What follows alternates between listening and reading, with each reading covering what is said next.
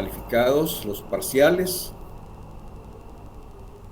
Solamente pues esperemos, ¿verdad?, que habilitemos el sistema, es decir, cuando ya se publiquen las notas, ustedes sabrán sus resultados, cumpliendo así el calendario. Como bien es sabido, las evaluaciones cuando son de corte ensayo son evaluadas o calificadas manualmente. Entonces implica pues que he revisado examen por examen y he colocado una nota en mi registro y esa nota se les dará a conocer a ustedes cuando ya estén publicadas. Entonces esperemos, ¿verdad?, los resultados, pero aclaro que ya hemos avanzado en eso. Sin embargo, quiero comentarles que tenemos algunos casos que no aparece su trabajo, no aparece su evaluación. El caso de Chávez Márquez, Ebenet Roxana. También tenemos, para mencionar, otro estudiante.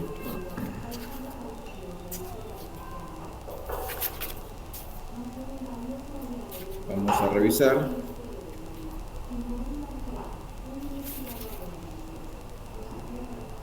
De Perdomo Lemus Yancy Xiomara. No aparece ningún resultado.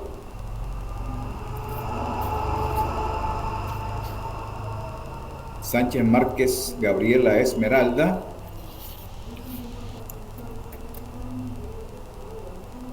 Y el caso de Cetino Maravilla Nelson José. Me refiero a la materia de teoría del Estado. Mañana debemos conocer pues quiénes están pendientes en la otra asignatura.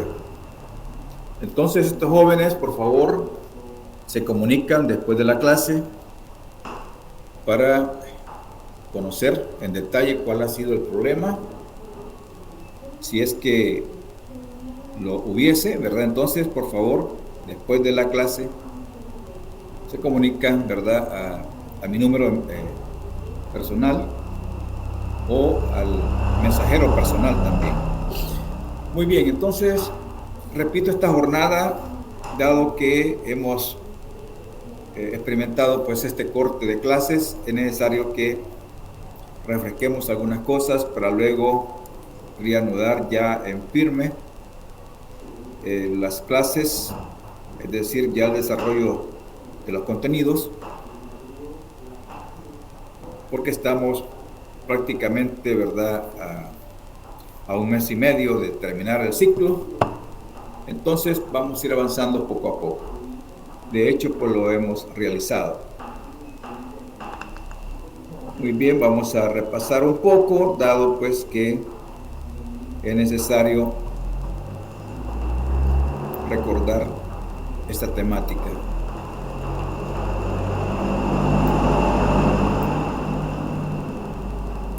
Muy bien, si ustedes recuerdan, estamos ya en la tercera unidad y estamos abordando los elementos o condiciones jurídicas y políticas de existencia del Estado moderno.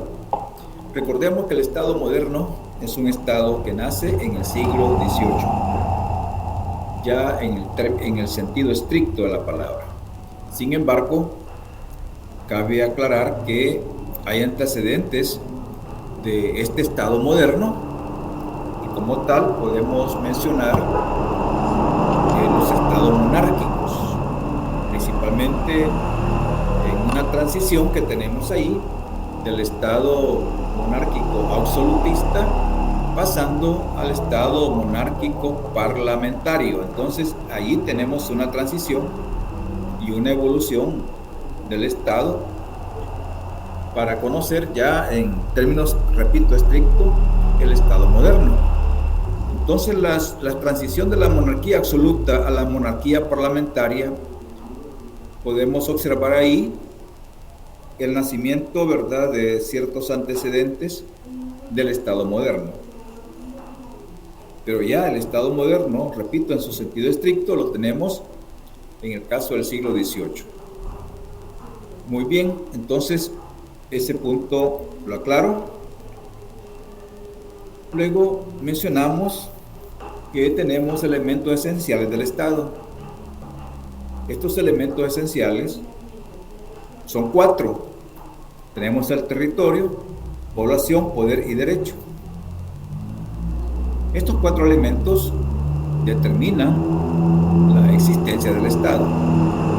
Es decir, el Estado tiene 4 elementos esenciales que le dan sentido a su existencia. Anteriormente el Estado posiblemente no tenía todos los elementos, posiblemente gozaba de ciertos elementos, pero eran más personales. Por ejemplo, el caso del poder. El poder no era del Estado, sino que el poder era del rey, porque el rey prácticamente era el Estado mismo. Luis XIV dijo perfectamente esa definición cuando señaló que el Estado era él, es decir, el Estado soy yo, dijo Luis XIV. Entonces podemos ver que el Estado como elemento del poder, digamos, el poder como elemento del Estado no es tipificado de esa manera en términos así modernos, sino que el poder radicaba en el rey, el Estado era el rey mismo prácticamente, el derecho estaba promovido por el rey, pero no existía el imperio de la ley, no existía un Estado democrático de ninguna manera. Entonces podemos decir que algunas cosas, algunos rasgos, algunas categorías, algunos conceptos sí se reconocen en estas monarquías, pero son de carácter personal. Y después, repito, cuando nace el Estado moderno, estas categorías, decir soberanía, decir poder, decir Estado, se vuelven institucionales, ya no personales, sino institucionales. Entonces eso hay que tenerlo muy clarito, como decimos así en ese lenguaje popular, de que la existencia del Estado moderno se lo dan estos elementos. Repito, territorio, población, poder y derecho. Cosas que deben de saberse muy fundamentales para los próximos compromisos que ustedes van a tener, no solamente con un examen o con una participación, sino más bien para las futuras materias, que en este caso lleva una línea, y la otra línea, ¿verdad?, que sigue después de la teoría del Estado es derecho constitucional. Entonces esto ya será, como decimos también en ese lenguaje popular, pan comido, ¿verdad? Muy rápido y muy fácil. Tenemos por otro lado los elementos modales. Los elementos modales tenemos soberanía e imperio de la ley. La soberanía, repito, se refiere a una calificación que le damos al poder, y el imperio de la ley también se refiere a una calificación que se le da al derecho. El derecho tiene imperio de la ley, es decir, es un derecho para todos, un derecho de igualdad, un derecho que no hace ninguna diferencia en la persona, sino que todos estamos bajo esa misma escala de medición de conducta, como es las normas. Para todos son las normas. Entonces ese es el imperio de la ley, y donde prevalece pues la norma. Pero pues que este punto haya quedado muy claro, ¿verdad?, para que ustedes ya lo dejen bien asentado. Entonces tenemos ahí los elementos, ¿verdad?, esenciales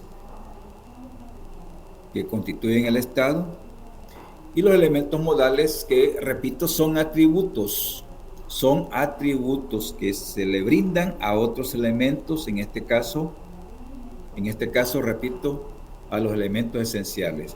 La soberanía es un atributo que califica al poder, y el imperio de la ley es un atributo que califica al derecho. Entonces espero que este punto no lo pierdan de vista también, que es importante. Importante. Siguiendo con el repaso, entonces vamos a decir que el Estado tiene una estructura, tiene ejes centrales, y esos ejes centrales son precisamente los elementos, esos elementos esenciales, que tienen una interrelación, una relación muy buena, y que esa relación que tienen los elementos, entonces le brindan al Estado una totalidad, le brindan al Estado una función. O sea, el Estado no puede funcionar sin, digamos, sin estos elementos, y también si le falta uno, entonces es como ver una mesa con tres patas, ¿verdad? No se puede sentar una mesa, ¿verdad? Porque definitivamente no tiene las cuatro patas, como decimos. En este caso, el Estado tiene cuatro elementos. Si le quitamos un elemento, entonces nos queda el Estado todo raro, ¿verdad? Entonces, no puede existir el Estado sin estos elementos. Tienen que estar completos. Y le dan una totalidad al Estado, le dan una estructura. Recordemos que hablar de estructura es hablar de digamos, una forma de Estado que, por supuesto, esa forma tiene un contenido interno, y son otras cosas, ¿verdad? Son otros aspectos que tiene el Estado, ¿verdad? Ya en su contenido, pero la estructura se lo dan estos elementos. Muy bien, siguiendo con esta pequeña reflexión, tenemos los aspectos jurídicos.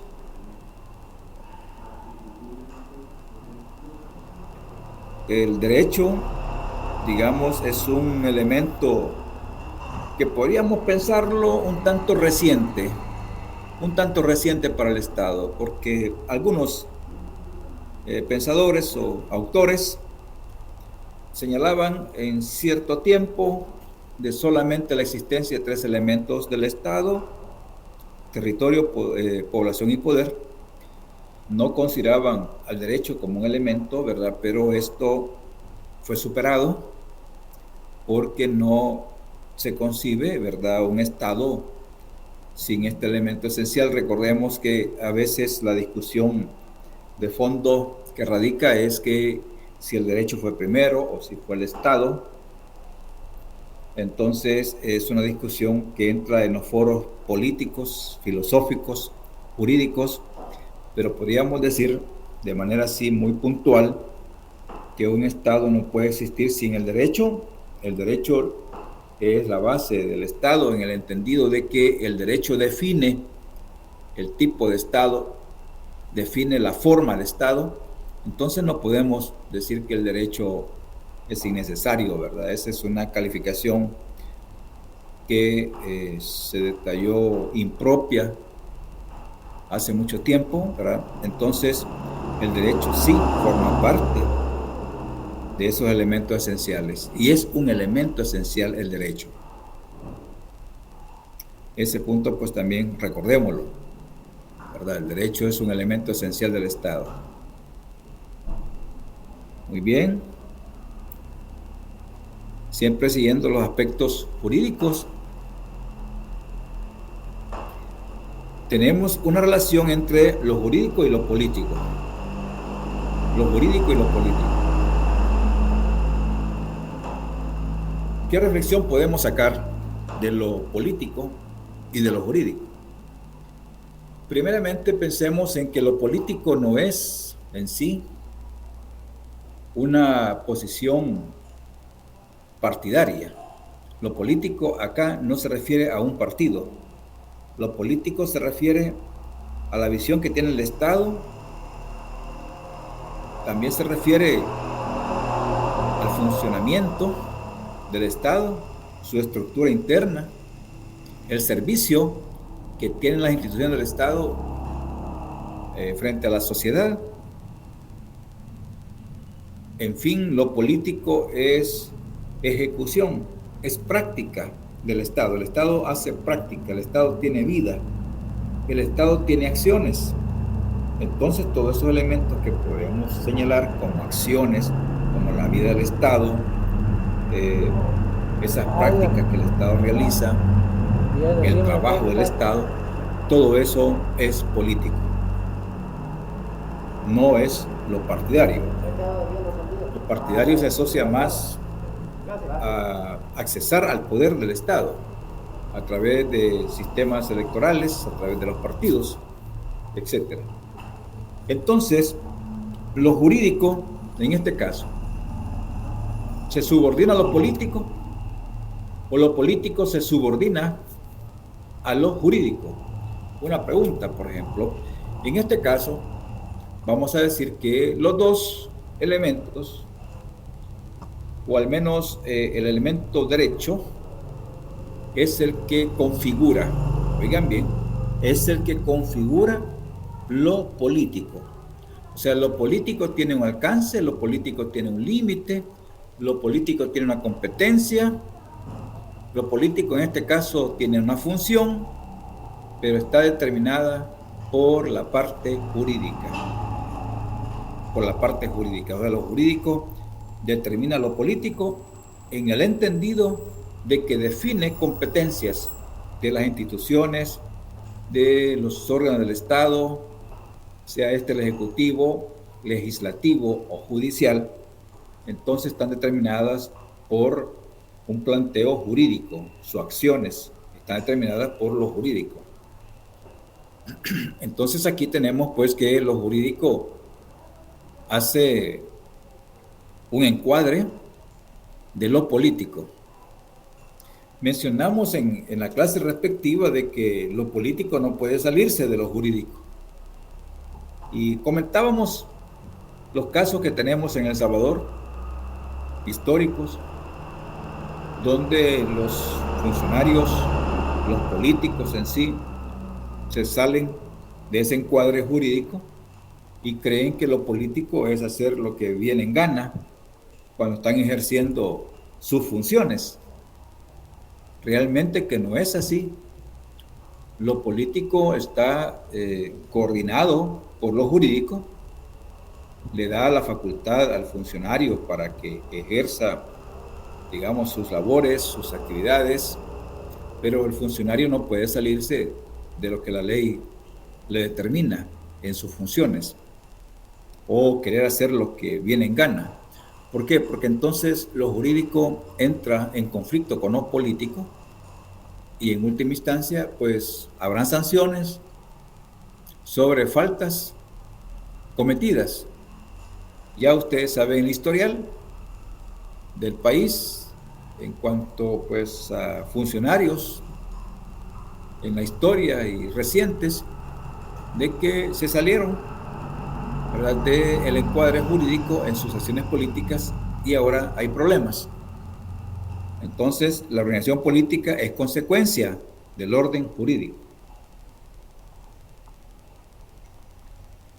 Por lo tanto, todas las relaciones políticas se resuelven en definitiva en relaciones jurídicas.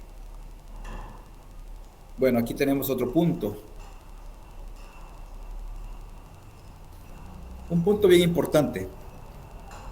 Podemos como trasladarnos al sistema social, al sistema económico y político social, y podemos preguntarnos entonces por qué las relaciones políticas se resuelven en definitiva en relaciones jurídicas.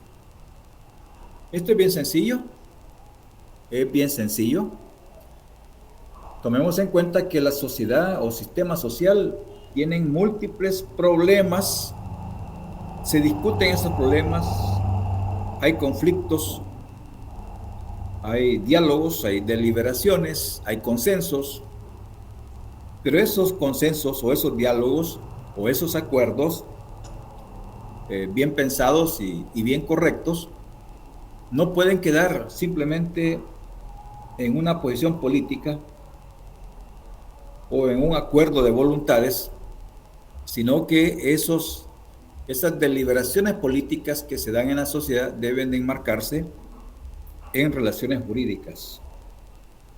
Entonces, todos los problemas que nacen en una sociedad, sean nuevos o viejos problemas, esos problemas deben tener una salida jurídica.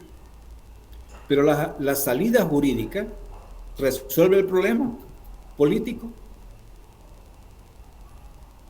Pensemos en dos cosas, y es que por un lado pueden resolverse esos problemas políticos vía relaciones jurídicas, pero por otro lado, los problemas políticos pueden ser regulados en esas relaciones jurídicas y no ser solucionados.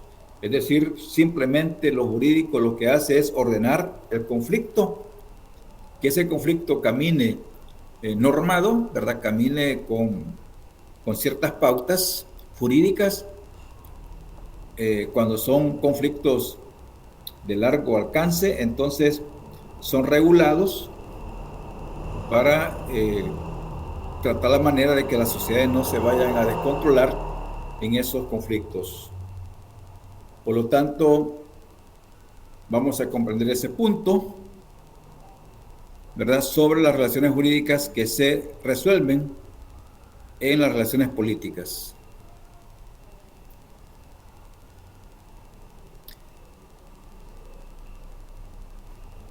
Ahora bien, entonces repito, ¿verdad?, se resuelven muchas veces y a veces se regulan. Se regula que las conductas de ese conjunto de personas que está conflictuando, y cada quien, de acuerdo a la relación jurídica establecida, cada quien toma su parte en esa regulación y de esa manera caminan los problemas o las sociedades en sí. Muchas veces los problemas políticos no se resuelven, pero son regulados a tal grado pues que cada uno toma su parte. De alguna manera esa regulación baja la fuerza conflictiva, toman ciertas alternativas, pero el conflicto en sí pues no ha sido resuelto. O sea, la política, en otras palabras, no resuelve los conflictos muchas veces en la totalidad, y lo jurídico tiene que regularlo. Permítame un minuto, por favor.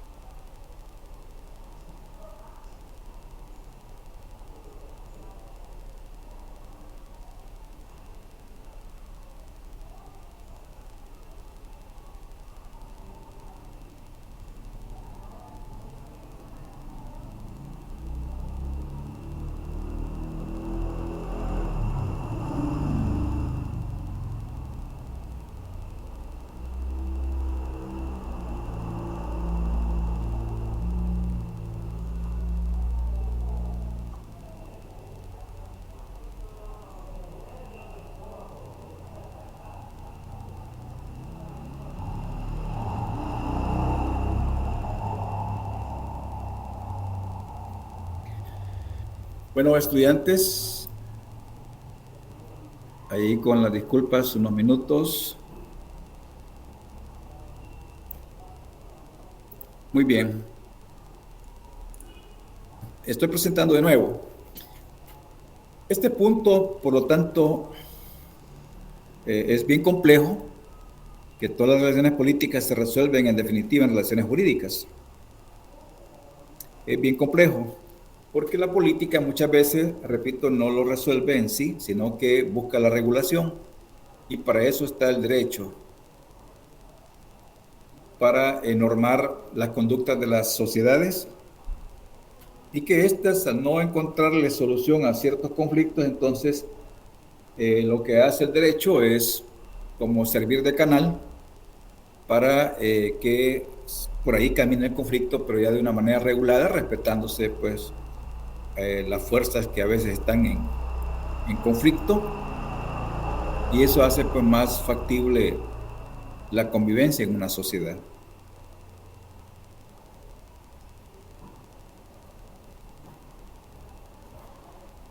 Entonces tenemos por otro lado en el número 3 que el Estado tiene una presentación. El Estado moderno, estamos hablando de un Estado constitucional, de un Estado afirmado en los derechos fundamentales, en las garantías. Recordemos que el derecho moderno, o el Estado también moderno, configura tanto la ejecución como el reconocimiento de los derechos fundamentales. Todo Estado moderno respeta los derechos fundamentales que son propios de las constituciones modernas. Entonces el Estado moderno tiene una personalidad. También en la configuración del poder, que el poder es un elemento esencial. Recordemos que ese poder es la fuerza que representa el Estado como maquinaria. El poder del Estado es muy significativo, es la capacidad que tiene el Estado para ordenar, para sancionar, para autorizar. Entonces el Estado tiene una personalidad, y esa personalidad se la da el derecho, proviene del derecho. O sea, el derecho le da una imagen al Estado, le da una configuración para que el Estado pues se presente ante un sistema social con todas las características que le son afines como Estado moderno. Todo Estado moderno es un Estado constitucional. En este caso nos referimos al Estado occidental. El Estado tiene un poder que está dividido. El Estado garantiza los derechos fundamentales, defiende los derechos fundamentales. Hay un debido proceso, si nos vamos ya a la normativa penal. En fin, todo lo que encierra, ¿verdad?, un garantismo para la persona. Entonces, todo esto es personalidad del Estado moderno. O sea, cuando estamos frente a un Estado moderno, un Estado que garantiza los derechos fundamentales. Es un Estado constitucional. ¿De dónde proviene? Del derecho, ¿verdad? El derecho le da esa personalidad. Ese derecho también moderno, ese derecho, ¿verdad?, que ha evolucionado, porque recordemos que en la esclavitud ya existía el derecho. En el caso de Grecia también, en la edad medieval ya existía el derecho, pero no era un derecho moderno en el entendido de que éste garantizara los derechos fundamentales. Otro punto que también discutimos es acerca de el territorio y la población, que son elementos naturales, son elementos de hecho porque tienen una existencia histórica desde su misma configuración, y también el derecho como tal determina la esencia del territorio. Pero ¿qué podemos señalar sobre la esencia? ¿Qué es la esencia del derecho en relación a esa determinación que le da al territorio y a la población. ¿En qué consiste esa esencia, verdad? Que el derecho determina a la población en el territorio. Si alguien quisiera opinar, por favor, puede hacerlo. ¿Cómo está determinada esa esencia del derecho en relación a la población y territorio? ¿Cómo puedo darme cuenta de que encuentro una esencia en ese territorio y en esa población identificada con el derecho? ¿Alguien, por favor, que pueda darle pues un enfoque?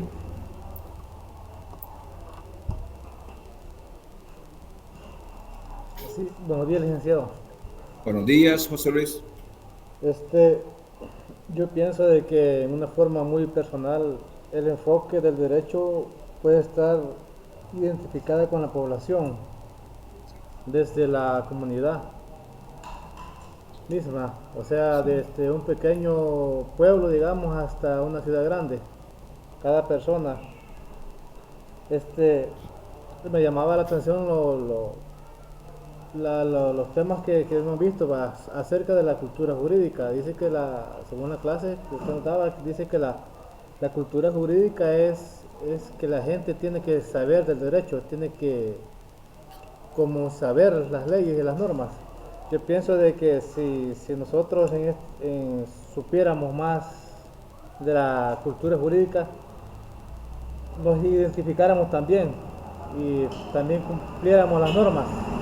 Eso es lo que yo pienso. Correcto. Muy bien, José Luis, gracias por su participación. ¿Alguien más? ¿Alguien más, por favor? Recordemos que las participaciones son importantes a la hora de una calificación, ¿verdad? Porque se toman en cuenta varios criterios. Y ustedes, como estudiantes, una de las reglas fundamentales es que ustedes argumenten, participen, que ustedes se comprometan con el estudio. Eso es muy básico. Los profesores que van a tener el próximo año, pues también son profesores muy participativos y intercambiamos impresiones con ellos. Pregunto por los ex estudiantes, también cómo les esté yendo, ¿verdad? Y realmente hay mucho conocimiento que va desde el primer año, que ha servido de mucho también en el segundo año. O sea que hay aprendizaje que los mismos profesores pues lo comentan, ¿verdad? De estudiantes muy destacados que ahí están haciendo el esfuerzo. Muy bien, ¿alguien más?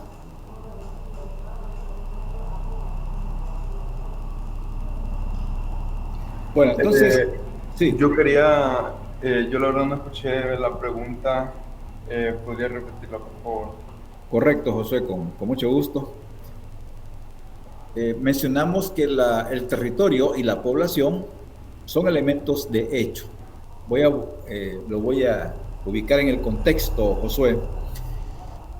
El asunto es que la población y territorio son elementos naturales, ¿verdad? Podemos observarlos, podemos verlos, ¿verdad? El derecho, la población, pues es un conjunto de personas, humanamente hablando, pues son seres biológicos, y también el territorio tiene sus características físicas, geofísicas, entonces es algo natural. Pero dice en la explicación que el derecho determina la esencia del territorio y de la población. ¿Qué sería entonces la esencia determinada por parte del derecho acerca de la población y el territorio? ¿Cómo puedo darme cuenta, verdad, de esa esencia que tiene la población y tiene el territorio por parte del derecho? Pues diría yo que es gracias al derecho que esta población se rige y gracias al derecho también, o sea, se delimita el territorio con respecto a otros. Eso sería para mí que tendría que ver el derecho con lo que vendría siendo algo natural, como podría venir siendo la población que somos nosotros. Eso nos podría llegar a ordenar como sociedad que somos, como población, no como conjunto. Y con respecto al territorio, creo que este lo que hace es delimitar lo que es nuestro de otros territorios y poblaciones. Pues bien, José, correcto. Kevin, también adelante. Buenos días, licenciado. En Buenos días. relación a la pregunta, yo considero de que tanto territorio como población para el derecho no es que se vaya a poner en el mismo contexto, pero de alguna manera son dos elementos que están regidos de manera, como le digo, no igual porque son diferentes, pero de alguna manera son elementos que están regidos por el derecho en cuanto a sus regulaciones, ¿verdad? Porque digamos, en lo que es la población, sabemos que el derecho es bastante complejo, es extenso en todas sus ramas, ¿verdad? Y dentro de eso también abarca lo que es el territorio, hay apartados para eso, hay apartados, bueno, los códigos y todo eso, entonces abarca, digamos, los dos elementos y va más allá, pues, a ver, de las fronteras incluso, porque lo que mencionaba el compañero, yo creería de que está bien apegado en cuanto a la delimitación del territorio, de lo que nosotros hemos estado hablando en las clases también.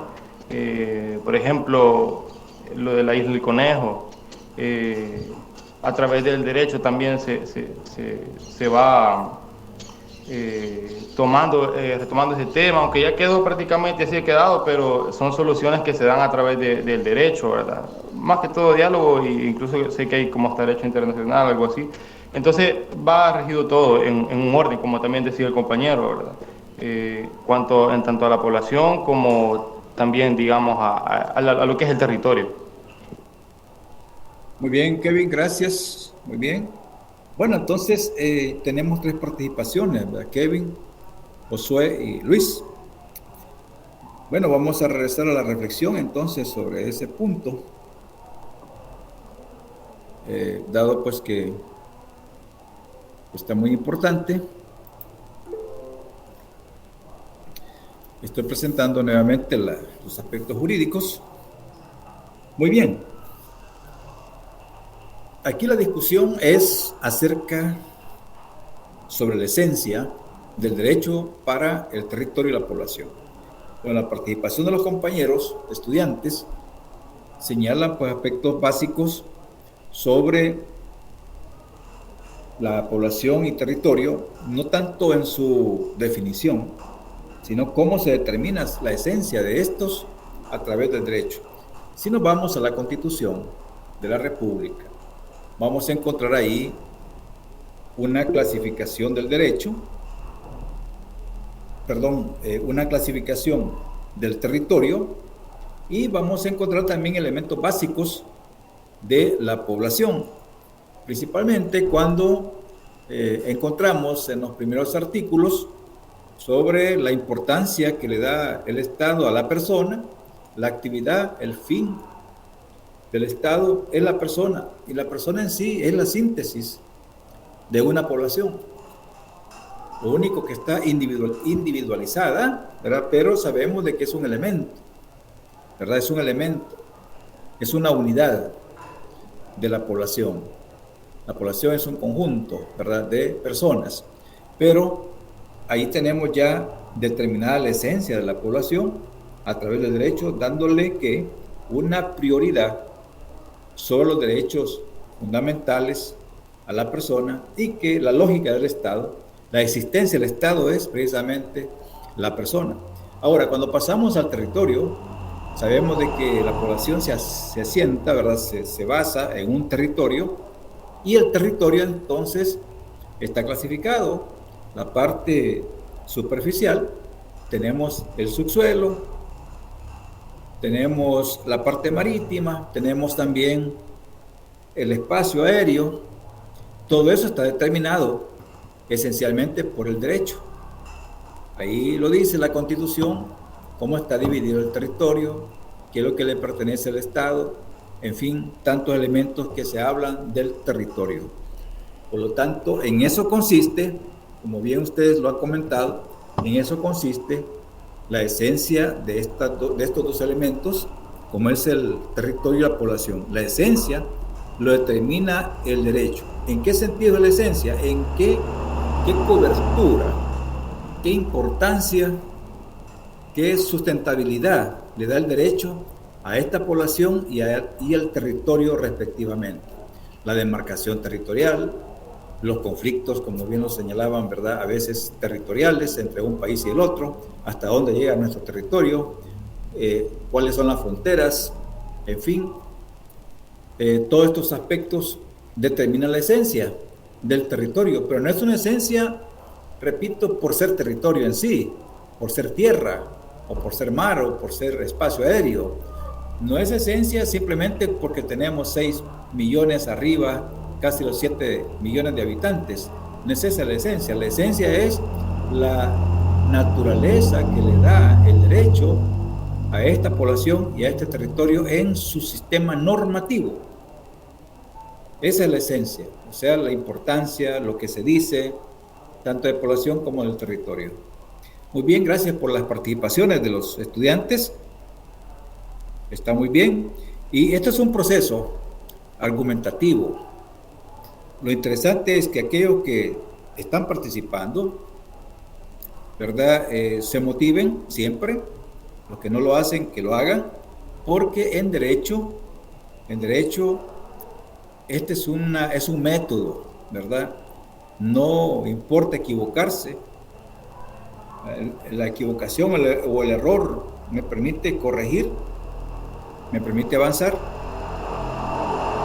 pero es importante el argumento por parte de ustedes, porque en derecho ustedes van a argumentar, van a exponer, van a demostrar, tanto en exposiciones, en clases, como también en la vida profesional. Tienen que ir a las audiencias y tienen que argumentar. Entonces es un proceso que se va construyendo paso a paso. Por lo tanto, que se equivoquen, eso debe ser lo de menos. Pero lo importante es que ustedes empiecen a tomar fuerza en esta herramienta, ¿verdad?, argumentativa. Eso es lo más importante. Ahora que me equivoqué o no me equivoqué, pues eso es lo de menos, ¿verdad? Sigo avanzando, sigo corrigiendo y sigo perfeccionándome. Bueno, entonces aquí podemos encontrar que no existe Estado también sin derecho. Por eso, hace un instante mencionaba que las discusiones a veces se dice, bueno, ¿qué fue primero, si el Estado o el derecho, ¿verdad? Entonces, esas son deliberaciones que a veces no tienen mayor peso, ¿verdad?, en el fondo. Lo que sí vamos a señalar es que un Estado no puede existir sin derecho. El derecho es la base, ¿verdad?, es la parte estructural para que un Estado se levante. Su estructura, la Constitución.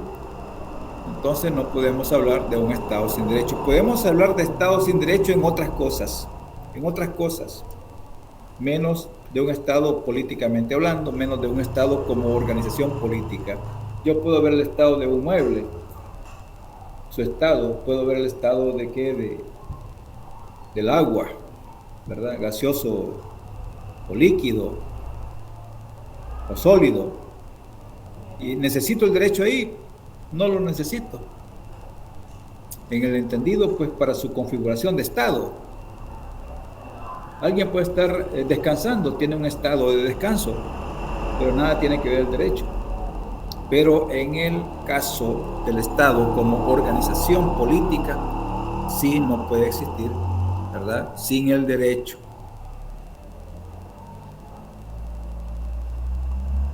Una de las cosas que les comentaba hace un rato, creo que en el ciclo anterior, es que es importante que nos apropiemos de los conceptos fundamentales. Una de las cosas importantes es el concepto general. El concepto general.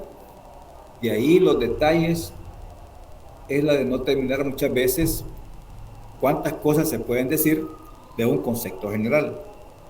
Entonces, es más importante apropiarse del concepto general, que después vendrán detalles que los vamos a identificar más fácilmente con el concepto general. Pero no puedo irme con un detalle sin saber a qué concepto pertenece.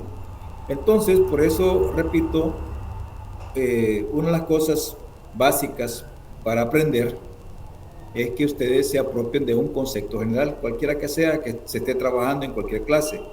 Fíjense en lo más general de ese tema y después administren los detalles más despacio, pero lo importante es agarrar lo central. Si eso es un todo o es una parte, si es una causa o es una consecuencia,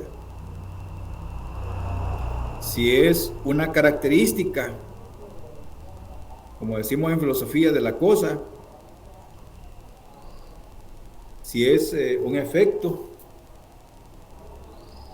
En fin, podemos nosotros darnos cuenta si estoy hablando de algo general o de algo particular. Por ahí tengo que ir ordenándome para ir reconociendo algunas cosas importantes. Entonces, el estudio del derecho en su carrera es trabajar con mucho método. Trabajando con el método, las cosas se facilitan. Entonces, traten la manera ustedes de ir como encontrando alguna base metodológica en sus clases, en sus aprendizajes, que será más factible. Porque se trata de poder avanzar, de poderse cualificar. Eso es básico. Entonces todo tiene un orden. Claro, esto es gradual, ¿verdad? Ustedes van a ir asumiendo compromisos en cada ciclo, nuevos compromisos, pero esa gradualidad ya va siendo sostenida por el aprendizaje que previamente ustedes han adquirido.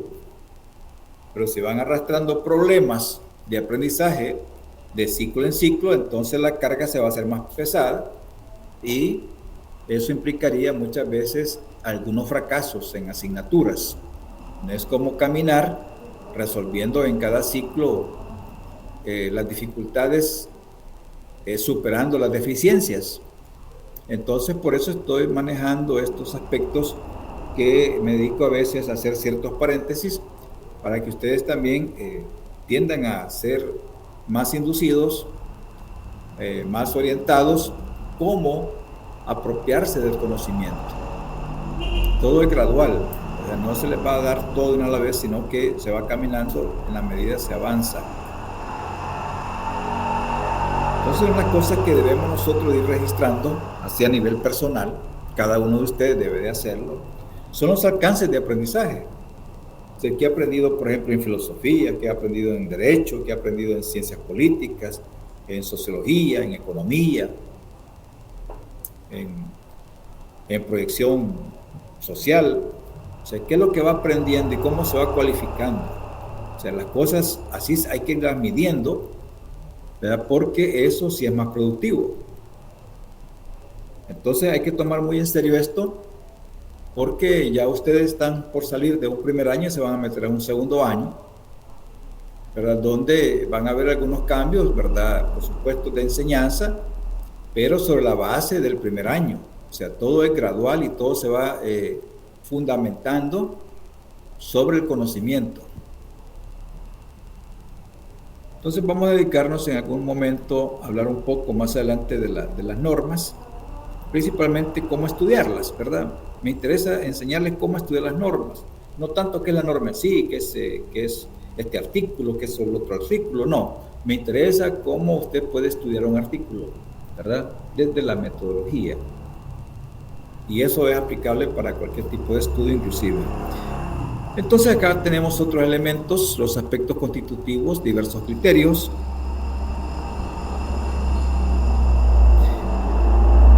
Como esto ya lo estudiamos, simplemente lo que voy a mencionarles es que los diversos criterios, lo dice Davin, Kelsen y Carré de Malver. ¿Qué están discutiendo estos señores? lo que están discutiendo son criterios sobre el territorio y población. Cada uno tiene una percepción del territorio, de la población y del derecho. Entonces David dice que los elementos constitutivos son el poder y el bien público. Para él, ahí está todo resuelto. Para David, poder y el bien público. Mientras tanto, Kelsen habla de la validez de la esfera estatal y el poder es elemento sustancial del Estado. Entonces Kelsen le da una importancia al derecho en sí, o sea, tiene una validez la esfera estatal, pero recordemos que Kelsen es un pionero del derecho puro, es un pionero de un derecho que no se tira ni a un lado ni al otro, sino que es un derecho que tiene pues un centro y no tiene posición clasista como lo pueden pensar los marxistas. Kelsen dice que el Estado tiene una esfera estatal en sí, una validez en sí, y que el poder es el elemento sustancial del Estado. Pero sobre el fondo de todo esto, Kelsen le da más importancia al derecho, que el derecho le dé esa validez a esa esfera estatal. Y por supuesto al poder mismo. Carré de Malvern dice que el poder, el territorio y población, elementos constitutivos y sobre todo la nación. Aquí tenemos otro punto un tanto diferencial con el caso de Kelsen y con el caso de David. David se pone más en el caso del bien público. Kelsen en la validez de la esfera estatal y Carré de Malvern le da pues más importancia de fondo a la nación. Entonces cada uno va diferente, va cambiando. El estar siendo entonces de qué, del derecho, de la población, territorio, poder, del Estado. Hay un estar siendo, ¿verdad?, de diferencial en cuanto a estos señores, como es David, Kelsen y Carré. Por ejemplo, hay que pensar en algo, y es que el Estado, si bien es un ser, así lo ven en la filosofía, el ser, pero ese ser no es un ser inamovible, sino que es un ser cambiante. Es como pensar, yo soy,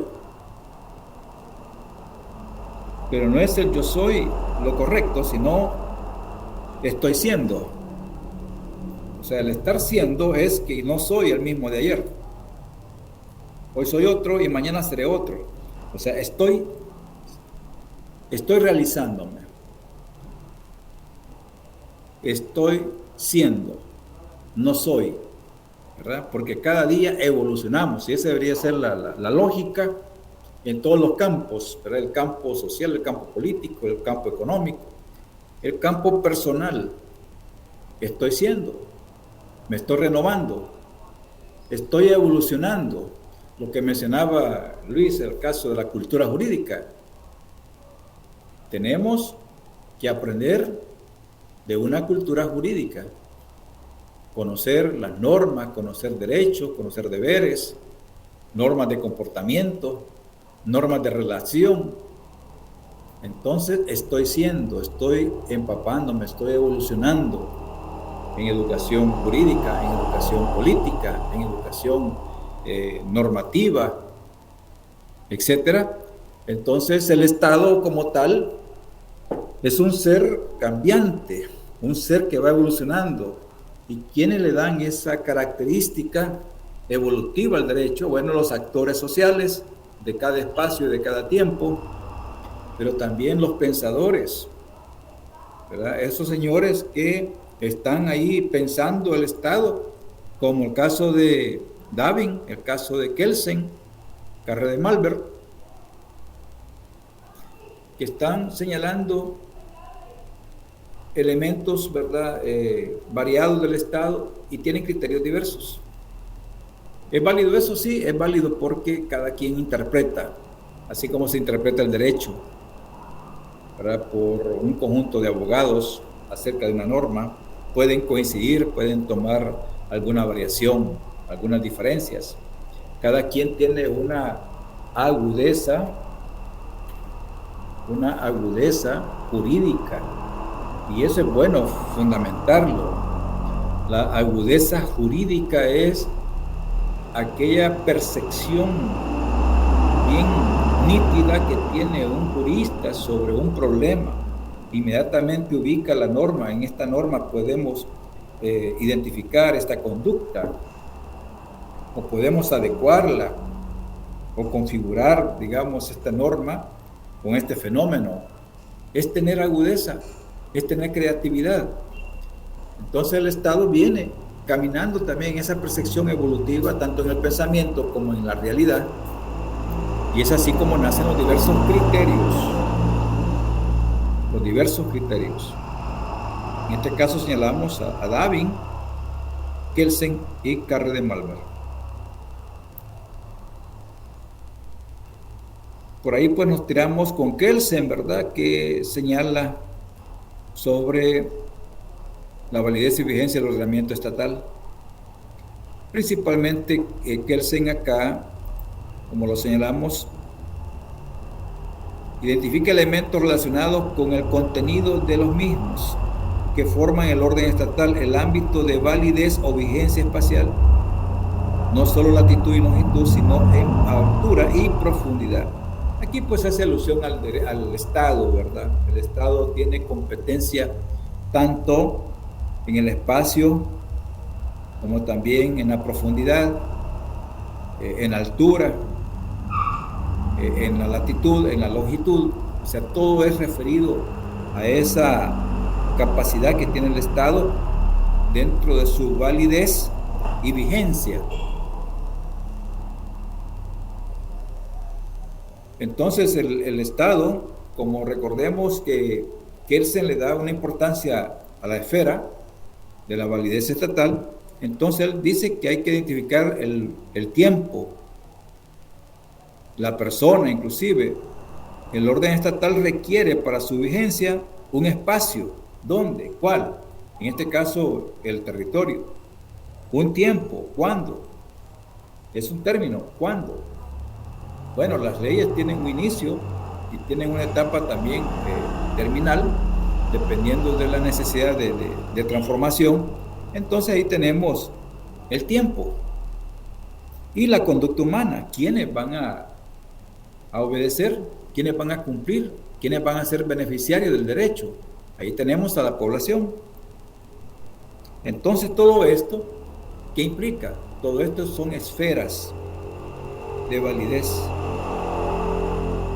del Estado. O sea, el Estado tiene esferas de validez, y esa esfera de validez pues se la da el derecho, determinando la esencia, como mencionamos hace poco, la esencia de cada elemento, la esencia de la población, la esencia del territorio, del poder mismo, del derecho mismo, del Estado mismo, de los órganos mismos del Estado, ¿verdad? Tiene su validez, que el derecho la determina. Bueno, eso es lo que discutimos en clases anteriores. Aquí lo que estoy ubicando es nada más un recordatorio, porque, bueno, este corte que tuvimos de actividades no deja de enfriar un poco, ¿verdad?, las neuronas. Entonces es necesario volverlas a activar para sintonizarnos otra vez, conectarnos otra vez hacia los temas.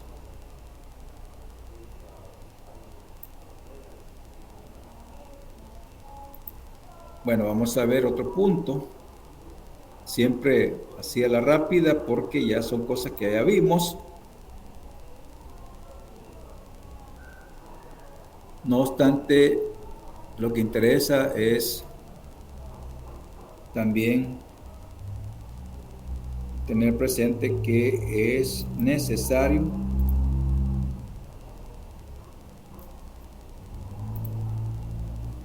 identificar algunas variables que ya trabajamos.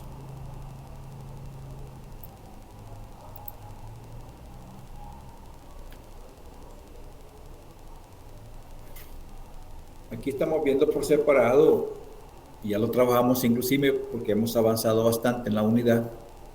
Ya luego vamos a entrar a la cuarta unidad. Hablamos por separado del territorio, algo que ya trabajamos, repito. Y es necesario que ustedes, a nivel de la Constitución de la República, revísenla, por favor, revisen la Constitución y también identifiquen los artículos que hablan sobre el territorio de nuestro país, que habla pues del territorio, ¿verdad? ¿En qué consiste? Por favor, esa es una tarea, tienen que hacerlo, es decir, busquen los artículos en referencia al territorio y en referencia también a la población, al poder del Estado. O sea, ya quisiera que ustedes se vayan familiarizando con la Constitución, porque en la última unidad vamos a trabajar sobre la teoría de la Constitución, previamente la última unidad. Entonces es bueno que ya cada uno de ustedes tenga un ejemplar de la Constitución, revísenla despacio. A veces hay preguntas, ¿verdad? Exploratorias, cuántos artículos tiene la Constitución de la República, cuántos títulos, cuántos capítulos. Es importante, ¿verdad? Ver la estructura. Pueden irse ustedes a revisar el índice de la Constitución y luego indagar para su contenido.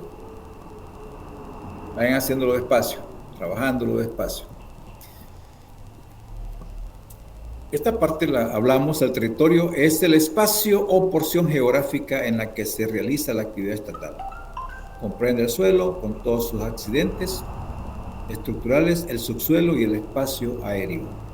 Eso es en sí una definición muy expresa, muy concreta. Ustedes podrían conseguir otras definiciones quizás más ampliadas, no hay ningún problema. Pueden ustedes abordar otras fuentes, por supuesto, creíbles y de respeto, para consultar algunos conceptos. Gracias. A usted que le va bien. Siempre apóyense en las fuentes, ¿verdad? Que tengan credibilidad, porque ustedes saben que hay tantas fuentes que a veces las cosas no son tan serias. Entonces, lo más importante en esta definición no es tanto decir en qué consiste el territorio, sino decir que en el territorio se realiza la actividad estatal. Se realiza la actividad estatal. ¿Qué tipo de actividad estatal? Todas las actividades que encierra el Estado en sus funciones.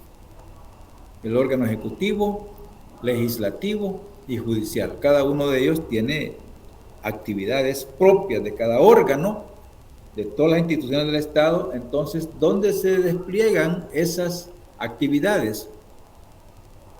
En el territorio. No les vamos a resolver los problemas a los hondureños ni a los guatemaltecos,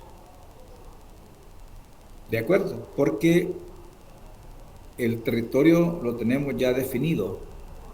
Por lo tanto, el Estado tiene su actividad como tal en el territorio.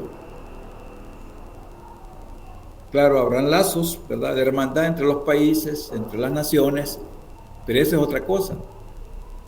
Aspectos colaborativos, comunes, de intersección, de cooperación, eso ya es otra cosa. Pero el Estado, en su sentido más estricto, tiene su actividad en todo el territorio. Claro, la Constitución define las competencias del Estado y también limita al Estado en cuanto a esa actividad, respetando, por ejemplo, la propiedad privada, respetando la familia. O sea, hay ciertas libertades que están demarcadas, que están configuradas, que están en ciertos encuadres donde el Estado no puede meter sus manos, por decirlo así metafóricamente, sino que es parte ya de la misma naturaleza y de la misma definición de Estado que se lo da en la Constitución de la República. Entonces ahí hay que tomar en cuenta eso. El Estado tiene cierta libertad, pero también tiene libertades limitadas, ¿verdad? Y si hay libertades extraordinarias del Estado es porque ya hay una facultad que se la da un órgano, en este caso, por ejemplo, el órgano judicial, ¿verdad? Que el Estado puede intervenir cuando ya hay una aplicación normativa. Lo demás, entonces, ahí son descripciones, ¿verdad? De qué consiste el territorio, en qué consiste, pues, el subsuelo, etcétera. Eso es importante, pero más básico es decir que en el territorio se despliega la actividad estatal.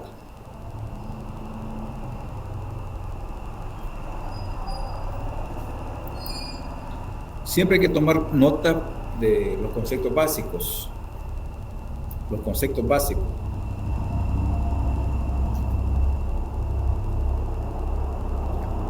Es importante también en la configuración de las asignaturas un vocabulario técnico propio de la asignatura.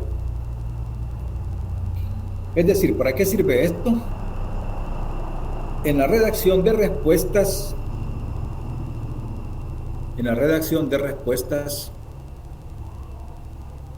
se echan a andar esos conceptos.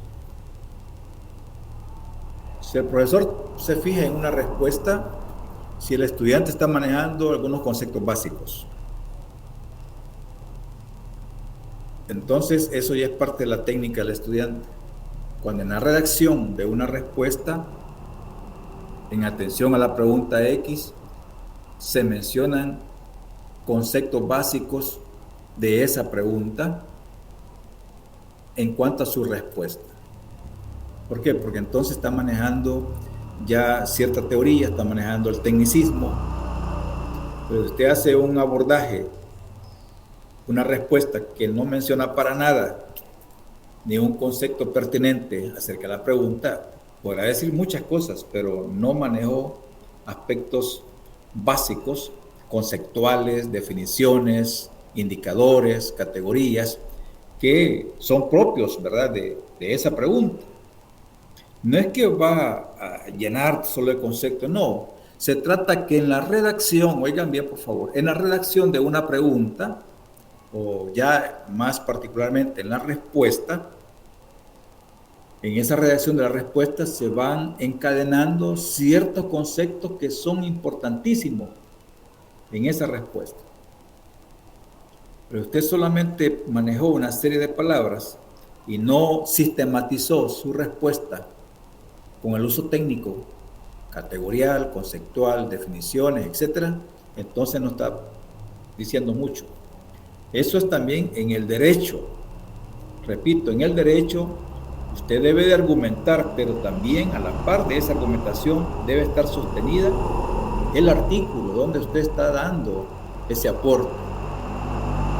Si usted no menciona el artículo 1 de la Constitución del país, ¿verdad? Artículo 2, artículo 35, artículo 32, etcétera, siempre con la abreviatura de la ley que está tocando. Eso no hay que olvidarlo, porque el profesor se fija, bueno, aquí citó el artículo, ya eso le da un buen soporte a una respuesta con una valoración bastante importante. Pero si usted solo argumentó y nunca citó la ley, se lo puede tomar quizás un medio bueno, ¿verdad? O un medio regular. Son indicaciones y espero que las tomen en cuenta para evitar desaciertos, sino que de una vez vaya ordenándose en todo esto. Luego pasamos a las fronteras. Seguimos con las características geofísicas. y el concepto. Bueno, en todo esto lo que nosotros venimos subrayando es que el territorio tiene un sentido de ser y es la actividad estatal. Las fronteras son puntos ideales, son puntos naturales muchas veces, o son puntos referenciales donde tenemos demarcado los límites de un territorio frente a otro, y ahí tenemos las fronteras, que son los límites hasta dónde llega nuestro territorio y hasta dónde llega la actividad estatal. Ya pasándose las fronteras, entonces ya estamos en otro territorio y por lo tanto ya nos regula otras normas, ¿verdad?, que son ya propias del territorio donde estamos ubicados. Por ejemplo, ustedes ven que hay personas que cometen muchos delitos, que son extranjeros, ¿verdad?, y están en otro país, pues ahí, ¿verdad?, como están en otro territorio, son sancionados a través de la normativa que tiene ese país. Y ahí pues tienen que saldar, ¿verdad?, la sanción, a pesar de que no son de ese territorio, pero como están en el territorio, digamos, fuera de sus fronteras, entonces es regulado por nuevas leyes o por otras leyes que ya son propias, ¿verdad?, del territorio vecino, etc. Entonces las fronteras son lindes, ¿verdad?, lindes de la superficie territorial de un estado, a las líneas naturales o ideales de separación que le delimitan su esfera de actividad jurídica política. Lo que mencionamos entonces es eso, ¿verdad?, es esa parte en la cual pues tenemos el sentido de las fronteras. El sentido de las fronteras es demarcar hasta dónde llega el territorio. Son líneas naturales o ideales de separación que delimitan su esfera de actividad jurídica política. Ya pasando a otro territorio, pues ya no puede el Estado perseguir, digamos, o delimitar alguna acción.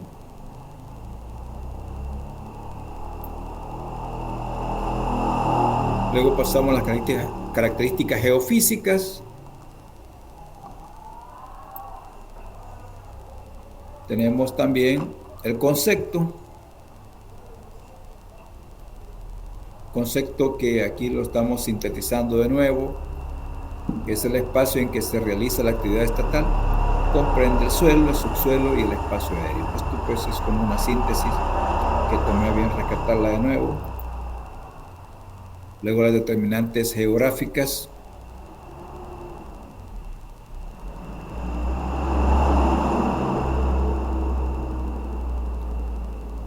Las condiciones geofísicas influyen en la economía, en la organización social y en la estructura política del Estado. El grado de centralización, los métodos de gobierno y la forma de Estado. ¿Qué podemos decir en cuanto a esto? ¿Hacia dónde podemos tirar alguna reflexión? Bueno, que las condiciones geofísicas de cualquier territorio tienen gran incidencia en la economía. Aquí pues pusimos algunos ejemplos sobre la economía agrícola, la economía marítima, la economía comercial propiamente o industrial. Entonces hay estados que su territorio tiene muchas bondades naturales y por lo tanto son estados que gozan de cierta estabilidad económica por sus recursos naturales. Hay otros estados que no tienen esas ventajas, sin embargo, son estados que se han potenciado, se han innovado, ¿verdad?, con la ciencia y han hecho producir zonas que no hay vegetación, y eso implica pues también desarrollo. Entonces las condiciones geofísicas influyen mucho en el desarrollo de un estado, de la organización social, también de la estructura política. Hay estados que son estados confederados, son estados, o es un conjunto de estados, ¿verdad? Que cada estado tiene cierta autonomía dependiendo de de la configuración constitucional. Entonces, estos estados tienen su participación, ¿verdad? En su espacio, en su validez, y en atención a eso también tienen una organización social, ¿verdad? Tienen apertura económica, pero eso, repito, va a depender de la historia de estas poblaciones, también de los estados y de la forma como ellos procesan su propia realidad poblacional. Así también será los métodos de gobierno y la forma de estado. Los estados como los nuestros, ¿verdad? Que son repúblicas, tienen pues una unidad territorial. Por lo general, pues las características de Oriente, ¿verdad? De la zona oriental casi son las mismas de Occidente, ¿verdad? Y del centro. Hay algunas variaciones, por supuesto, pero no hay una marcada diferencia entre la realidad de Santa Ana y la realidad de San Miguel. Alguna variación habrá, pero hay una situación muy idéntica, digamos, en su economía, en la reproducción material y por supuesto también en la población, ¿verdad? Hay muchas características, por lo tanto, pues es una sociedad bastante homogénea en ese contexto. Sin embargo, repito, hay variaciones económicas, ¿verdad? Por ejemplo, la zona marítima, la zona agrícola, la zona comercial, la zona industrial, la zona maquilera en San Salvador, que hace diferencia pues con San Miguel, ¿verdad? El comercio, o marítimos, digamos, en el caso de la Unión, Acajutla y otros.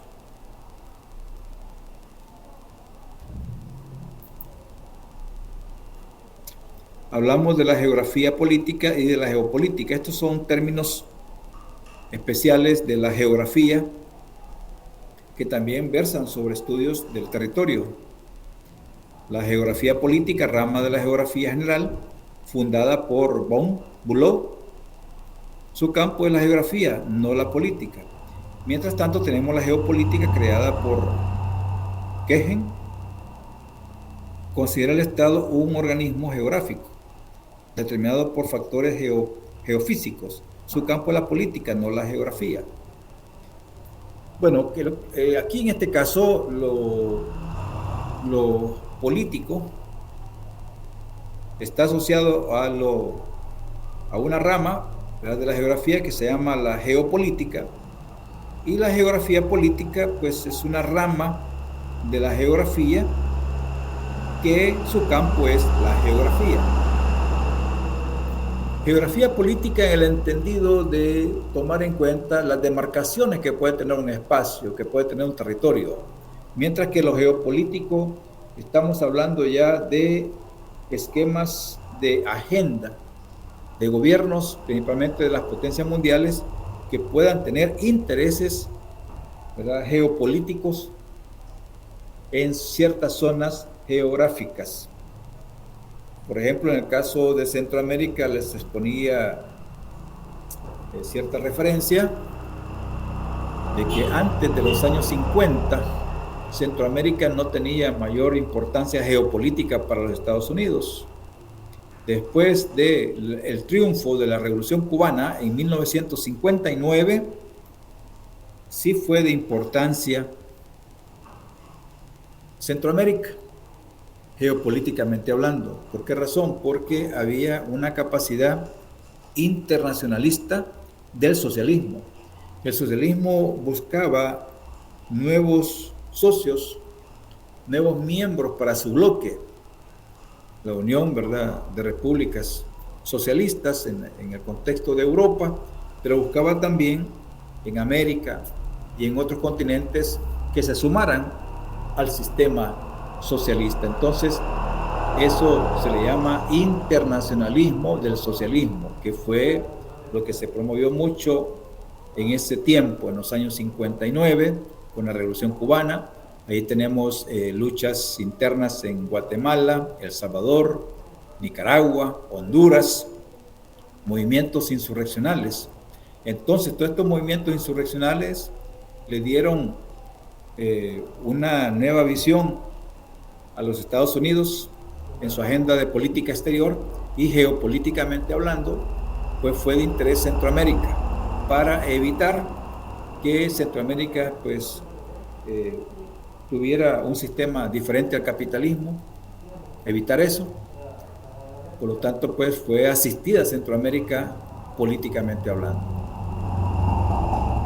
respaldando los gobiernos de estos países, respaldando a las Fuerzas Armadas de los países centroamericanos, y también con política exterior de los Estados Unidos en programas de asistencia social, educativa, de salud, de trabajo y de otra índole, ¿verdad?, para contrarrestar los movimientos socialistas.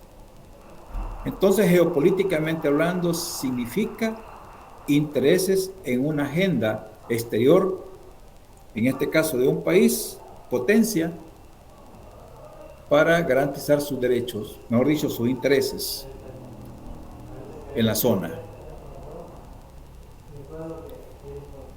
Por lo tanto, esto más se aplica pues en cuestiones de luchas políticas internacionales, la geopolítica. Podemos ver el problema de Ucrania, Rusia. Ahí hay tanto un conflicto geográfico como un conflicto geopolítico. Geopolítico, ¿por qué? Porque la OTAN es un conjunto de países, ¿verdad?, miembros de este sistema, ¿verdad? Entonces Rusia se siente amenazada por la OTAN. Y la OTAN pues está establecida, ¿verdad?, con estos países, tienen un consorcio de acuerdos de cuidado entre sí. Entonces Rusia se ve preocupada geopolíticamente hablando por la presencia de la OTAN. Y el hecho de las anexiones que ha realizado Rusia, ¿verdad?, con algunas provincias de Ucrania, pues eso tiene que ver con geografía política y también con geopolítica. Todo eso, pues, lo geopolítico está potenciado con intereses, ya sean políticos o ya sean económicos o de otra índole. No tanto a veces por los recursos que pueda tener, sino por intereses, más allá del espacio físico.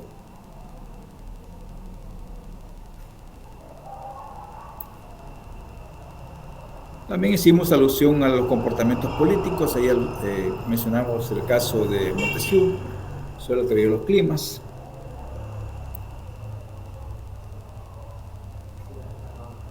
Y así fuimos desarrollando, digamos, el contenido.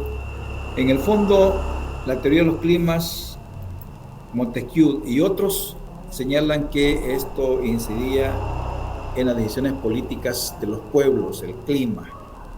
Entonces, El Salvador, por tener un clima tropicalizado, un clima que, bueno, está entre lo caliente o lo fresco, entonces así podría tomar el pueblo, ¿verdad?, cierta tendencia hacia un partido político, etc. Keiri, buenos días, adelante. Buenos días. Quería ver de que si las diapositivas anteriores que acabo de pasar, si no les podría dar aunque sea un breve repaso. Es que ese día que explicó esa diapositiva, yo abandoné la clase antes de que terminara, entonces no estoy al tanto de lo que se vio en esas partes ahí. Muy bien, Keiri, a la orden. Vamos a ver. Bueno, por ahí quedamos en esta explicación.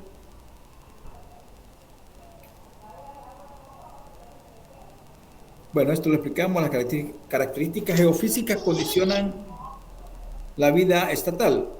Lo dijimos, ¿verdad? Que los comportamientos de los grupos poblacionales económicamente pueden ser diferentes y son diferentes en atención a lo que se dedican, ¿verdad? Por ejemplo, mencionamos, ¿sí? De entre la diapositiva de geografía política y geopolítica para adelante. Correcto. Sí, mencionaba para concluir en esta parte de que esto en sí repercute en la población, dado que algunos se dedican a ciertas actividades y otros a sus propias y diferentes actividades. Entonces, esto condiciona la vida estatal, muchas veces para bien, y muchas veces estas condiciones pues afectan, ¿verdad? Cuando no son muy manejables en un estado. Muy bien, para concluir esa idea, ¿verdad? Y luego, principalmente, vamos a ver acá, ahí estamos con la geografía política y geopolítica. Bueno, la teoría de los climas, dijimos que en este caso, estos pensadores, tales como Montesquieu, Aristóteles, Bodino en otros textos se le agrega la O, Bodino, Juan Bodino o Juan Bodín. Estos pensadores eran del criterio que los climas incidían en el comportamiento político de los pueblos. Entonces, dependiendo del clima, así era el pueblo en su actuar político.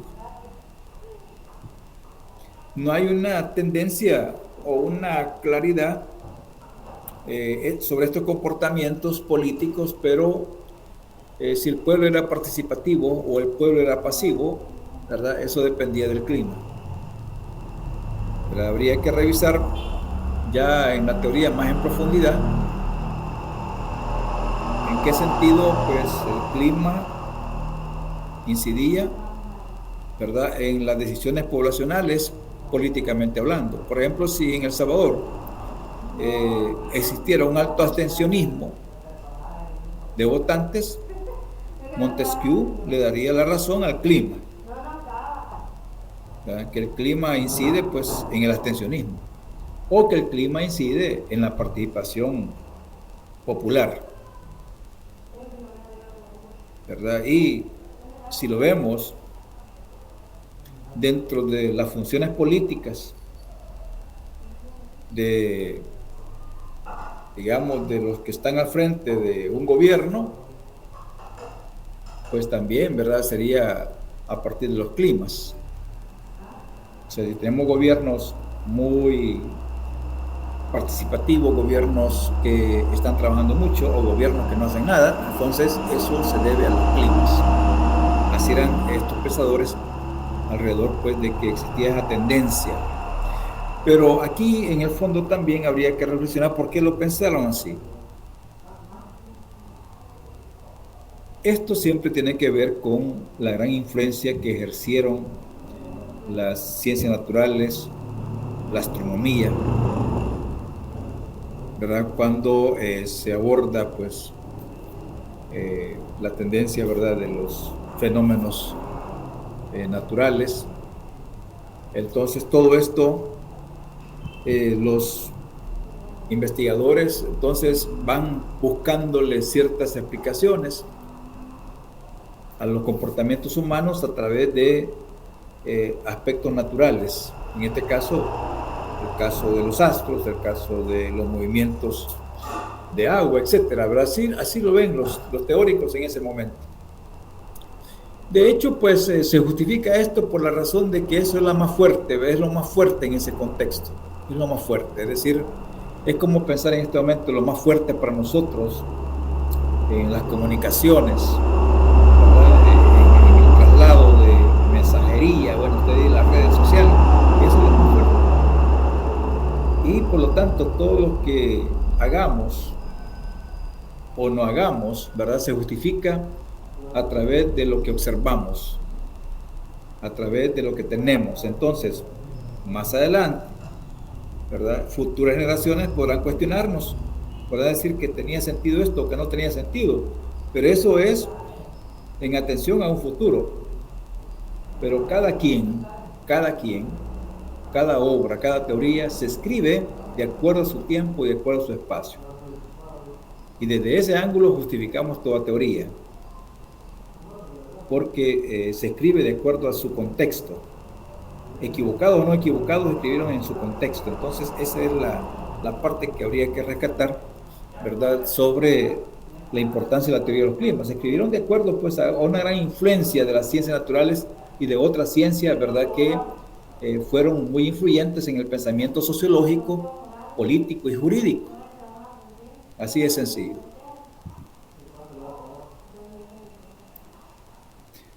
Las doctrinas entonces que se han formulado son las siguientes: el de la propiedad o dominio. Esta doctrina es de orden internacional y se conoce con el nombre de dominio internacional. Bueno, aquí en el caso así particular es que el territorio pues tiene aspectos jurídicos y patrimoniales. Mencionamos que el Estado tiene capacidad con su poder del subsuelo, y el territorio en su expresión superficial, pues hay un respeto, ¿verdad?, por el sistema económico en el cual estamos insertos, como es el sistema capitalista, donde hay propiedad privada, pero también hay un límite de la propiedad privada en cuanto a la extensión de hectáreas que puede tener un salvadoreño. Revisen ustedes en la Constitución de la República cuánto es el máximo de hectáreas que puede tener un ciudadano, ¿verdad?, en cuanto a propiedad o en cuanto a dominio privado. ¿Podrá ser una persona dueña de todo El Salvador? No, porque la Constitución ya delimita, ¿verdad?, el alcance de la propiedad que puede tener en cuanto pues al patrimonio, ¿verdad? Entonces por ese lado pues hay que revisar esa realidad. El otro aspecto que también vamos a señalar es que el fundamento de una doctrina es el grado de reproducción que tiene ésta a lo largo de las generaciones. Una doctrina. Cuando ustedes reciban pues clases en otras asignaturas y hablen de doctrina, que no se escape que la doctrina es una enseñanza que tiene postulados, tiene principios, tiene valores o axiomas, y que la lógica de una doctrina es la reproducción a lo largo del tiempo. Muchas doctrinas han llegado hasta nuestro tiempo. ¿Por qué? Porque han tenido la capacidad de reproducirse de generación en generación. Ahí podemos ver aspectos de doctrinas económicas, de doctrinas políticas, de doctrinas religiosas. Usted dice, bueno, el cristianismo, ¿desde cuándo viene? El cristianismo es histórico, ¿verdad? Y lo tenemos ahora presente. ¿Y por qué ha sido posible? Porque su doctrina, que es una enseñanza, ha sido capaz de ser reproducida de generación en generación, a pesar de que hace 2000 o 3000 años, ¿verdad?, sucedió X acontecimiento religioso, de ahí se levanta una doctrina, los padres de la iglesia empiezan a trabajar, entonces eso es una reproducción hasta nuestro tiempo. Así sucede también con la doctrina del dominio, tanto privado como del dominio, digamos, estatal. Muy bien, 245 hectáreas, Miguel Mateo, gracias. Ahí tenemos 245 hectáreas, que es lo que permite el Estado, ¿verdad? Por ejemplo, en Nicaragua, la familia Somoza casi era dueña de todo Nicaragua, y ese era el problema, ¿verdad?, que el Estado lo representaba una familia, y ese fue el conflicto que se dio, ¿verdad?, dentro de la revolución sandinista, Ahora no sé a qué nivel están, ¿verdad? No sé si todavía las cosas han cambiado o han mejorado, pero en todo caso, la motivación de esa revolución sandinista fue porque una familia era casi dueña de todo Nicaragua, la familia Somoza de Bailey.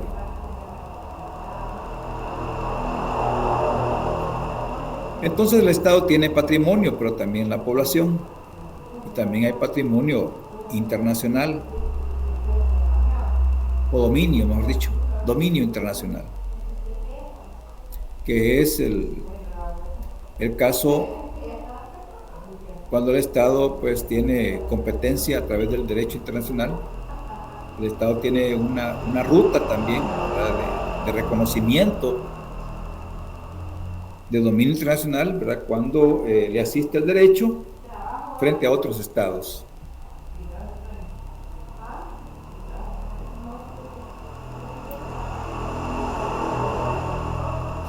Tenemos el de la soberanía territorial, ¿verdad?, o imperium. Sostiene que la relación no es de dominio, sino de imperio, es decir, de soberanía. Se ejerce a través de los habitantes, no directamente sobre el territorio. Tenemos un punto aquí también complementario,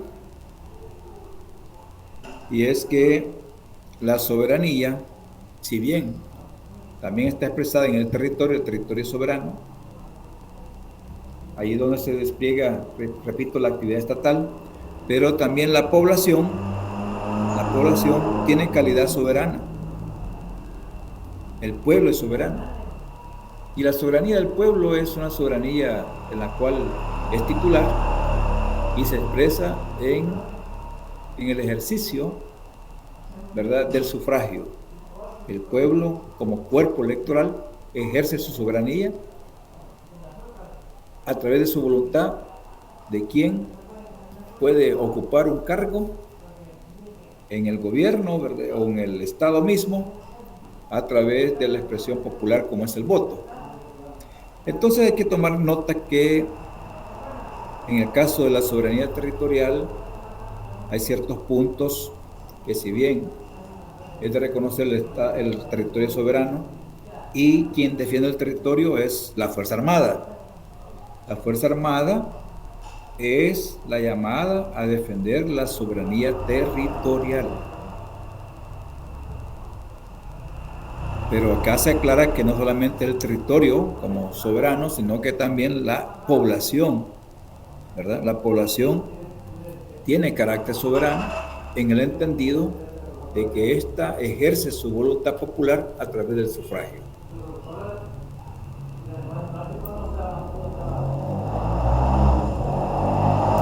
Tenemos el dominio eminente. Herbert y Laban la llaman de derecho real del derecho público, y Davin derecho real institucional.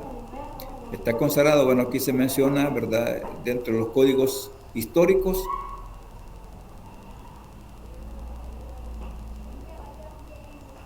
y en el fondo también vamos a encontrar ahí el interés público. En otros términos, el dominio eminente es un dominio que tiene tendencia. O sea, el dominio lo tiene el Estado sobre el territorio. Es un dominio real, pero al mismo tiempo es un dominio eminente. Eminente es, traducidamente podemos pensarlo como que ya está de fácil ejecución o de inmediato ejercicio, o que ya viene ese dominio. O sea que podemos verlo dentro de algunas decisiones, a veces en el territorio, cuando se están tomando decisiones que el Estado no permite, entonces ahí se ejerce el dominio eminente. Es decir, es un dominio real, pero al mismo tiempo eminente, porque se traduce en una acción que ya viene por parte del Estado. Es decir, que el Estado ya ejerce, ¿verdad?, dentro de sus facultades. Alguien tiene petróleo en el terreno, el Estado tiene dominio real en ese subsuelo donde encontró el petróleo. El dominio inminente es que ya enseguida pues llegarán personeros, ¿verdad?, del Estado a ponerse de acuerdo, ¿verdad?, con ese descubrimiento, ¿verdad?, del petróleo. Entonces, porque el dominio real ya le está dando la facultad al Estado, entonces de inmediato el Estado se hace presente. Es el dominio eminente, ¿verdad? En cuanto pues a si es la construcción de una carretera, ¿verdad?, donde definitivamente pues hay casas, ¿verdad?, que están en esa ruta, el Estado tiene dominio real y es eminente porque se va a poner de acuerdo para comprarle, ¿verdad?, de alguna manera, o compensarle de alguna forma pues el cambio de realidad de la casa, trasladarlo, no sé, ¿verdad? Entonces esa parte ya es ese dominio eminente. El Estado ya se hace presente porque tiene un dominio real.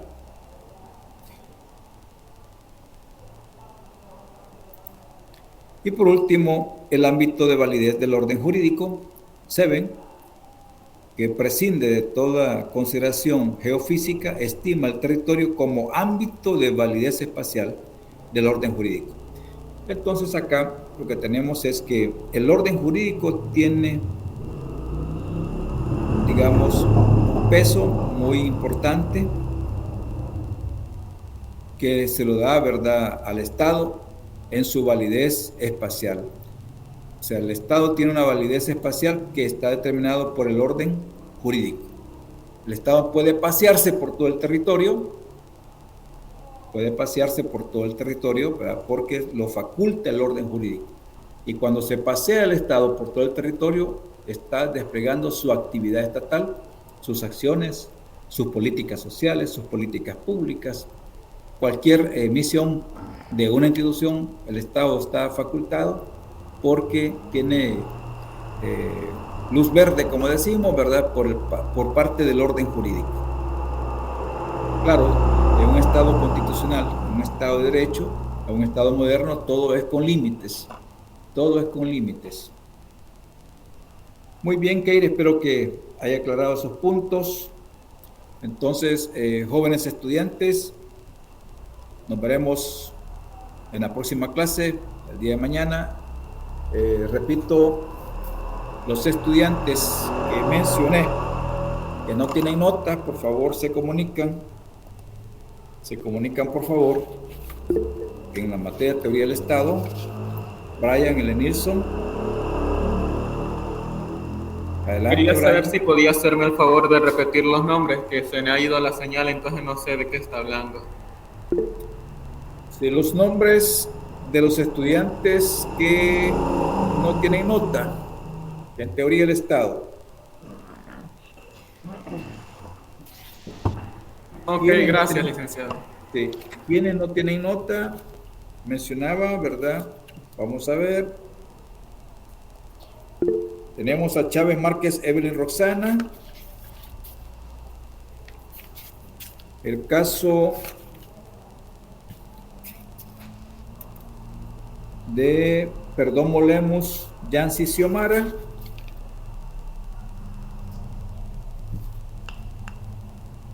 De Sánchez Márquez Gabriela Esmeralda. Urrutia Ruiz José Mauricio.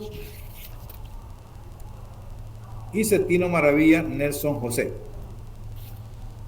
Esas son las personas, ¿verdad?, que están sin nota. José Luis Benítez. Pregunta, José Luis. No, sí, licenciado, fíjese que me ocurrió un problema cuando estaba haciendo el ensayo. Me estaba fallando el navegador de mi computadora y el internet, entonces por error se lo mandé en 2 veces, pero el segundo ensayo que le mandé es el más completo, es el que le mandé uno, a que ese me quedó incompleto, y le mandé un segundo ensayo que ese sí es el más completo, solo para que lo pudiera tomar en cuenta si pudiera. Muy bien, sí, ahí estuvimos revisando todos esos aspectos. Muy bien. Entonces, jóvenes, pasen muy buenas tardes. Nos vemos en la siguiente clase. Adiós, licenciado. Feliz tarde. Pase buen día, licenciado. Igualmente. Buenos días. Licenciado. Buenas tardes.